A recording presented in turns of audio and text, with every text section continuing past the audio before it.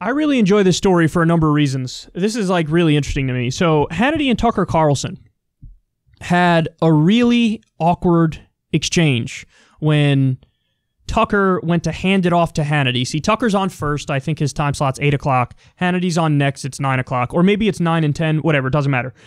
Tucker's first. Hannity second. Tucker ends his show, hands it off to Hannity. Hannity takes a pot shot at him. Interesting. So I'm not just going to show you the little pot shot because I want to give you the full context. Here you're going to see the exact segment Tucker did that led to the pot shot from Hannity, and then we're going to come back and talk about it.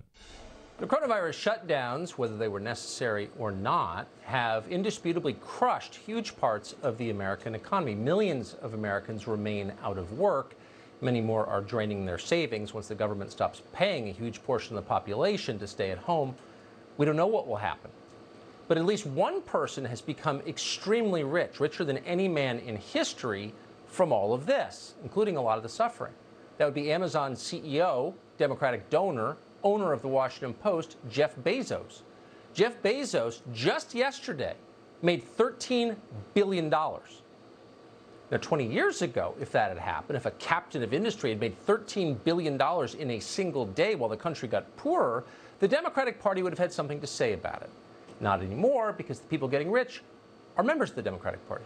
Chadwick Moore is not. He's an editor at Spectator USA. We're happy to have him on tonight. Chadwick, thanks so much for coming on. I'm not against wealth accumulation. I'm not against free enterprise. But $13 billion in a day suggests something is skewed with the system, no? I'm beginning to think that maybe this isn't your parents' Democrat Party or even your parents' or grandparents' communism.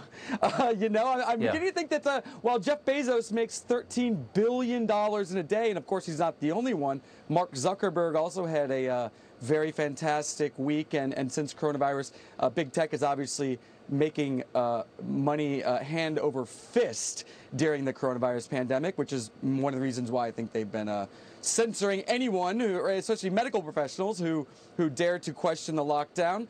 That's right. But I'm beginning to think that while they're doing this, you've got the New York Times, you've got the Washington Post, you've got the Atlantic, you've got every left-wing media outlet run by these smug elites who aren't saying, while they pretend to care about the little guy, they're not saying a word about this. And what are they doing? Bashing police officers exactly. who make 60 grand a year. This is the new party. This is not the communism or socialism of the progressive era of the the early 20th century, even the labor movements across the West of the 1970s. This is a party and a place for rich people and elites. Of course, the exception to that is they would like to see a permanent underclass, which they're working quite hard to ensure. They really, really don't like average working people. They don't like people who make the kind of salaries that police officers do. But they like cheap servants. Really quick, I was confused when Bezos personally bought a garbage publication like the Washington Post. Now I'm thinking it was pretty smart PR. Buy the paper so you never get criticized.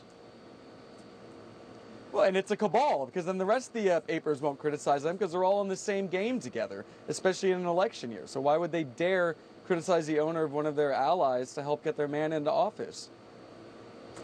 One thing about Jeff Bezos, not stupid.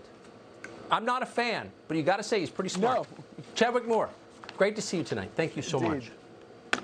Thanks. My pleasure. Thanks. Another hour has drained through the hourglass. Life in a microcosm. That's it for us tonight. We'll be back, though, tomorrow night, 8 p.m., the show that is now and always the sworn enemy of lying, pomposity, smugness, and groupthink. Our annual reminder to try and figure out the DVR, if possible. And if so, congratulations. Beyond our capability. Have a great night. And now, Sean Hannity takes over from New York.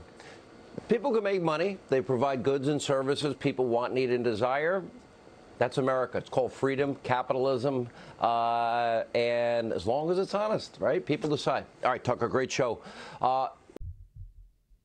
Oh, okay. So, Hannity is out of the movement conservatism, and this is... They're married to the ideology of neoconservatism and hawkishness when it comes to foreign policy, and they're pro-imperialism, basically. And And also, they're married to Reaganomics, trickle-down economics, deregulation of the marketplace, and, cut taxes for the wealthy, and let the free market do its thing, and keep the government out. And actually, that's a little misleading because they're also massive corporatists. So he says he's for small government and against subsidies, but then he's totally fine with, government subsidies, welfare checks going to the wealthy, going to the corporations. So this is the school of political ideology that Sean Hannity is from, okay? To the extent he has any ideology, because really he's just a hack. Tucker is at least nominally from a paleoconservative school of thought. The paleoconservative school of thought is one that says that's more skeptical of interventions and war. I think he's still for some semblance of the current world order and hierarchy where the U.S. is like the sole superpower, but he's not in favor of these all-out neoconservative, boots-on-the-ground, total hawkishness approach. He thinks that goes too far. So he's more skeptical of, foreign policy, U.S. foreign policy. He's a little bit more of an isolationist. In terms of trade, he's definitely more skeptical of that stuff. This is all like Pat Buchanan school of thought. So they dissent from the right-wing orthodoxy, the paleoconservatives do, on foreign policy and on trade, and in some ways on corporate power, okay? This is nominally where these two camps are. Now, here's why Tucker's a fake populist. Because look at the argument he crafts there.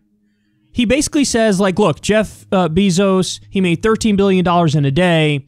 Democrats are cucks to billionaires. They're cucks to corporate power. This is unacceptable. The guest quite literally says Democrats are a party for rich people and elites. And the implication he's making is the Republicans aren't. It's the Democrats who are on the side of the corporations. It's the Democrats who are on the side of the billionaires. Now listen, are the Democrats on the side of corporations and billionaires? Yes! But so are the Republicans, Tucker. And by the way, there's a strong argument even more so than the Democrats. Now, how can I prove this? It's actually very simple. There was a piece of legislation that was proposed, I believe last year or 2 years ago, and it was called the Stop Bezos Act. You know who proposed that, Tucker? It was Ro Khanna and Bernie Sanders. The Stop Bezos Act. And you know what they did? They successfully bullied him into raising his minimum wage to a living wage. Now, I don't know if there was a single Republican that signed on to that piece of legislation. I mean, maybe there was one or two, but all you had was Democratic support for that. Now, it's not all the Democrats, because there are Democrats who are totally beholden to billionaires and to Wall Street and to corporations. But it was Ro Khanna and Bernie Sanders and the populist left and members of the Progressive Caucus who supported the Stop Bezos Act and bullied him into raising his minimum wage to a living wage. So now let's bring Hannity back into the conversation. So Tucker does this whole grandstanding thing about, I'm Tucker Carlson, I'm a populist, I'm going to beat up on corporate power. And Hannity immediately defends corporate power because he's just a dumbass. No, actually, free markets are good. Okay, was it good when Jeff Bezos got billions of dollars worth of subsidies where cities are basically begging for him to bring jobs there, so they basically are willing to give him however much in taxpayer money that he wants? That's welfare. That's not a free marketplace. That's a giant subsidy. That's a leg up on the competition. Is that okay, Hannity? He's too stupid to understand that that's not actually a free market. But anyway, Hannity rushes in and is like, actually, capitalism is good, billionaires are good, corporations are good, isn't this wonderful? And Tucker's making the face like, what? Now, this just shows that Hannity's dumb, because what Tucker is doing here is sophisticated propaganda. Hannity's still too stupid to actually act like he's on the popular side of the issue. See, if Hannity was smart, he would agree with Tucker and say, yeah, billionaires are ridiculous and they're really robbing regular people and they're elites and they're against working people. I agree. But Hannity's too stupid to realize that what Tucker is doing is he's using this anti-corporate language, this anti-billionaire language, this anti-elite language to redirect anger at the Democrats for it and imply that the Republicans are the solution. See, Tucker's a much more sophisticated propagandist. He goes out there and he acts like he's anti-corporate, he's anti-billionaire, I'm fighting for the regular people, and he links Amazon and Bezos to the Democrats. Corporations, Democrats. Billionaires, Democrats. And just say that over and over and over. Elites, Democrats. And then people go, yeah, I hate elites too. I hate billionaires too. I hate corporations too. And it's all the Democrats' fault. Republicans are for working people. Meanwhile, of course they're not. They're just as bad, if not worse in many respects. Worse in many respects. So he doesn't mention Ro Khanna. He doesn't mention Bernie Sanders. He doesn't mention the Stop Bezos Act. He doesn't mention that Democrats are actually for a higher marginal tax rate on the wealthy and that Joe Biden is for a higher corporate tax rate. He doesn't mention that. Joe Biden's for a higher corporate tax rate. He's for 28%. Trump made it 21%. Are you going to admit that Biden's tougher on corporations in this respect? Are you going to admit that, Tucker? Of course you're not going to admit that. Because again, he's a sophisticated propagandist.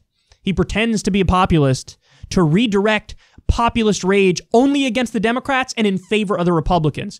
Whereas Hannity is too stupid to do sophisticated propaganda. He's stuck in a previous era in the late 90s or the early 2000s when he was first on air, where he's like, rich people are good and you're demonizing success. I'm pro-success. Anybody who's not for billionaires means that they're against success. Something.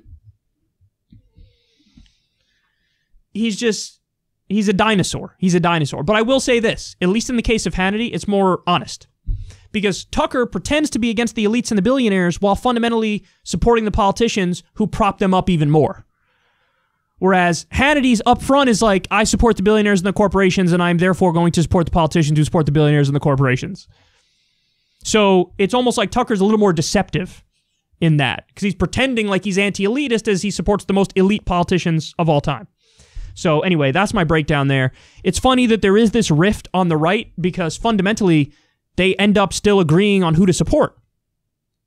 And it would have been very interesting to see how Tucker covers his tracks if it was Bernie Sanders versus Donald Trump. Because you can't even make a BS argument that Trump is more populist and anti-elitist and anti-billionaire than Bernie Sanders. Simply can't do it. Not possible. So if it was Bernie versus Trump, my guess is Tucker would still be backing Trump, but he would have to come up with ever more creative and desperate arguments to make it look like, well, actually, no, Trump is to the left of Bernie on the billionaires and corporations and stuff, and so am I, bro.